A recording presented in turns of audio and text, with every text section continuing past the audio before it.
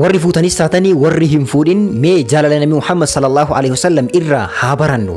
Nabi Muhammad sallallaahu aleyhi wasallam jaalala wajjiin hariiroo akkamii qaban ture laata? Viidiyoo kana keessatti waan kana isinitti hima. Salawaata buusuudhaan jaalalee nabi Muhammad sallallaahu aleyhi wasallam nama jettanii yaaddaniif dabarsaa fi nabiyyiin keenya sallallaahu aleyhi wasallam guyyaa tokko sahaabaan isaanii Amr ibn al-As jedhamu hadiisa sahih ta'e kan Imaam Bukhaarii fi Muslim odeessan keessatti gaafii kana gaafateen ayyunnaasi ahabbu ilayka ergamaa rabbii nama keessaa eenyuti moor sirritti isin biratti jaalatamaa jedhee gaafateen. Namni isin sirritti jaalattan eenyu jedheeni nabiyyiin keenya illee sallallaahu aleyhi wasallam deebii ajaa'ibaa kana deebisaniif Aishaadha jedhan. Eeyyan Aishaadha.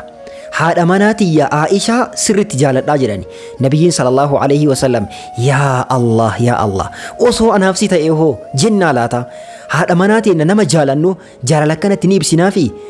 Wallaahi mallattoo gaafii nuufi hin dandeenyu.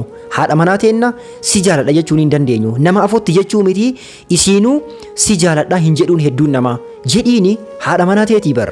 Osoo hin fuudhin dura maal jedhaanii ture limuu xillis liruu xillis akkana si jaaladha si caccaba manaaman.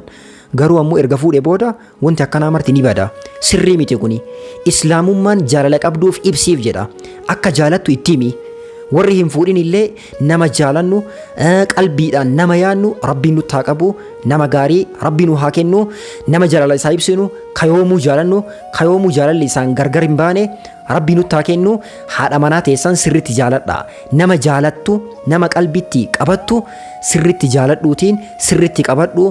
Yoomuu jaalala isiif ibsuu hin dhiisin. Akkuma fuudha dura hariiroo garagaraa waan garagaraa isiif godhuudhaaf yaadaa turte ammallee erga fuute booda waan yaadaa turte san kayrii garagaraa godhii fi bashannansiisii haadha manaa ta'e wajjin fata jedhii jiraadhu.